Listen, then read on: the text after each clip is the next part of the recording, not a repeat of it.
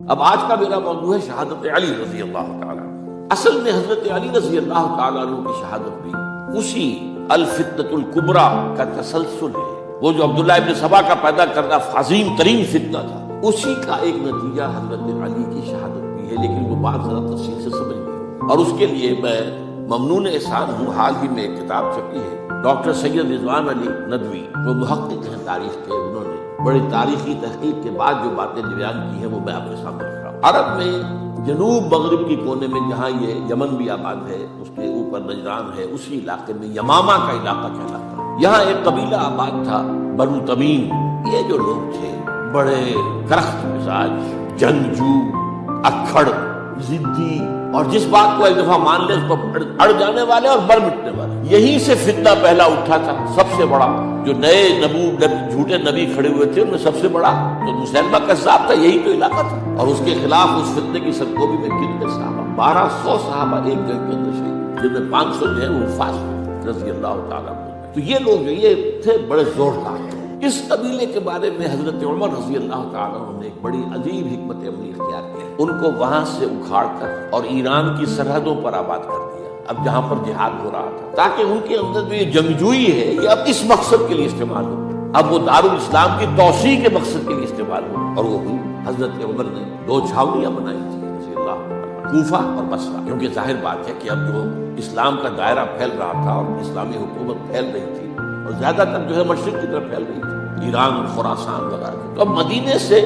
اس کا کنٹرول اتنا آسان نہیں تھا، فاصلہ تھا، تو چھاونیاں بنائیں تاکہ یہ اس سرحد کے اوپر یہ موجودہ مرکز رہے، یہاں فوجیں موجود رہے، کہیں کوئی بغاوت ہو تو اس کو کچلنے کے لیے وہ قوت فوری طور پر دستیاب ہو سکے۔ یہ لوگ ہیں کہ جو عبداللہ ابن سبا کی فتنے سے سب سے زیادہ متاثر، ان کی مزاج میں وہ کجی تو تھی نا، حضرت عمر بھی ان کا جو ایک مضبوط کنٹرول تھا انہیں دبائے رکھا ہے، اور ان کا رخ جو ہے ایک دوسری طرف موڑ کر اس سے اسلام کو فائدہ پہنچایا۔ لیکن اس کے بعد جب فتنہ جو آیا یہ عبداللہ ابن سبا، تو سب سے بڑھ کر یہی لوگ اس کے ماننے والے، اور انہی میں سے وہ لوگ تھے جنہوں نے جانیں بھی دے دی ہیں، جنہیں حضرت علی نے زندہ جلایا ہے، اس لیے کہ وہ کہتے تھے کہ علی خدا ہے۔ اے علی تم خدا ہو، تم ہمیں آگ میں جلا رہے ہو، یہ تو تم ہمارا امتحان لے رہے ہو۔ وَلَنَبْلُوَنَّكُمْ بِشَيْءٍ مِّنَ الْخَوْفِ وَالْجُوعِ وَنَقْصٍ مِّنَ الْأَمْوَالِ وَالْأَنفُسِ وَالثَّمَرَاتِ۔ اب وہ اس آیت کو اپنے اوپر منطبق کر رہے ہیں۔ تو یہ جو کرخت لوگ تھے، انہوں نے در حقیقت جو ہے عبداللہ ابن سبا کے کردار میں سب سے بڑا رول پلے کیا، اور انہی کے ہاتھوں حضرت عثمان شہید ہوئے رضی اللہ عنہ۔ اور اس کے بعد انہوں نے حضرت علی رضی اللہ تعالیٰ عنہ کو اپنے گھیرے میں لے لیا، کیونکہ انہی کی کثیر تعداد موجود تھی مدینے میں جب حضرت عثمان شہید ہوئے۔ اس کے بعد اب ظاہر بات ہے کہ کوئی نہ کوئی تو خلیفہ ہونا چاہیے تھا۔ حضرت طلحہ سے کہا گیا، انہوں نے معذرت کر لی، حضرت زبیر سے کہا گیا، انہوں نے معذرت کر لی۔ اب ظاہر بات ہے کہ حضرت علی آخر امت کو چھوڑا تو نہیں جا سکتا تھا بغیر امام کے، انہوں نے قبول کر لی، اگرچہ حضرت حسن روکتے رہے کہ ابا جان یہ ان لوگوں کی بیعت جو ہے آپ قبول نہ کیجیے۔ حضرت حسن کو ان میں سے جو حضرت عثمان کے دروازے پر کھڑے تھے پہرے دار کی حیثیت سے، حسن اور حسین رضی اللہ تعالیٰ عنہ، انہیں تو معلوم تھا فتنہ جو کون لوگ۔ اس کے بعد حضرت علی رضی اللہ تعالیٰ عنہ نے اسی حکمت سے، جس حکمت کے تحت حضرت عمر نے یہ چھاونیاں آباد کی تھی،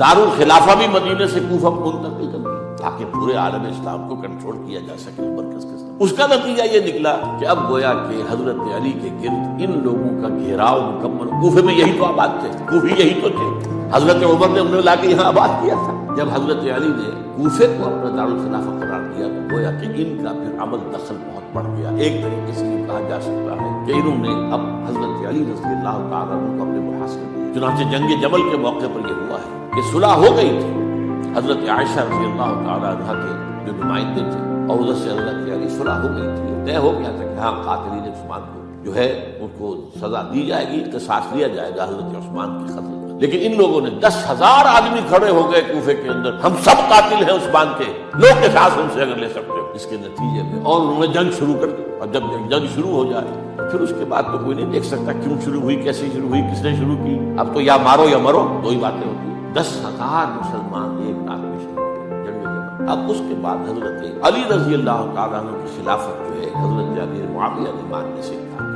جب تک قاتلین عثمان کو سزا نہیں دیں گے ہم بیعت نہیں کریں۔ یہ نہیں کہ دعویٰ کیا ہو کہ میں خلافت کا حقدار ہوں، یہ نہیں، لیکن یہ کہ آپ کو ان کو سزا دینی چاہیے۔ اب یہ تھا وہ مخمصہ جس میں حضرت علی رضی اللہ تعالیٰ وہ فرماتے تھے کہ میرا ساتھ دو تو میں ان قاتلین عثمان سے سزا جو ہے سزا دے سکتے. ادھر انہیں پتا تھا کہ میں سرنڈر کرتا ہوں تو مجھے علی تک تو پہنچنے کوئی نہیں دے گا, راستے میں ختم کر دیں گے رضی اللہ تعالیٰ.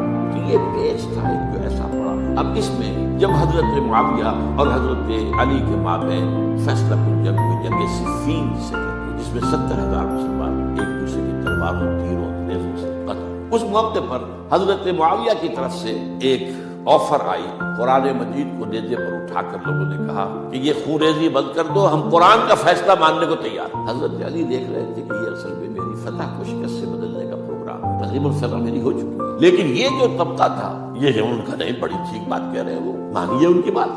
جنگ بند ہوئی. انہوں نے ہی یہی لوگ تھے جنہوں نے مجبور کیا حضرت علی کو کہ وہ تحکیم پر رضامند ہو جائے. اس کے بعد تحکیم میں جو معاملہ ہوا, حضرت علی حضرت عبداللہ ابن عباس کو اپنی طرف سے حاکم بنانا چاہتے تھے, یہ اڑ گئے نہیں. یہ اکھڑ اڑ جانے والے لوگ, اور یہی اصل قوت تھے, وہاں ساری طاقت کوئی نہیں کی تھی. تو انہوں نے ابو موسیٰ اشعری کو اپنی طرف سے مقرر, وہ بہت نرم خو آدمی, انہیں بنا. بہرحال جو بھی بات طے ہوئی, اب تاریخ کی روایتوں میں اختلاف ہو سکتا ہے. کہا یہ جاتا ہے کہ طے تو یہ ہوا تھا حکمین کے مابین, ادھر سے ابو موسیٰ اشعری, ادھر سے عمرو بن العاص رضی اللہ تعالی عنہ, کہ آپ اپنے جو کلائنٹ ہیں حضرت علی, آپ انہیں معزول کر دیجئے, میں معاویہ کو معزول کر دیتا ہوں, پھر جو ہے مسلمان فیصلہ کر لیں کسی اور کی عمارت. انہوں نے کھڑے ہو کے کہہ دیا میں علی کو معزول کرتا ہوں, اور عمرو بن العاص نے کہا کہ میں معاویہ کو قائم کرتا ہوں. اب یہ ہے روایت, واللہ عالم اس میں کتنا سچ ہے کتنا جھوٹ ہے. میں کوئی مورخ نہیں ہوں, میں کوئی تاریخ کا محقق نہیں. اس کے بعد جو ہے اب یہ لوگ انہوں نے کہا کہ مانیے تحکیم کو, اور جب انہوں نے حضرت علی نے اس تحکیم کے فیصلے کو ماننے سے انکار کیا تو باقی حضرت علی کو کافر قرار دیا, اور جا کر ایک جگہ پر حرورہ ایک جگہ تھی, وہاں پر جا کے جمع ہو گئے, جتھا بندی کی بہت بڑی طاقت پر وہاں.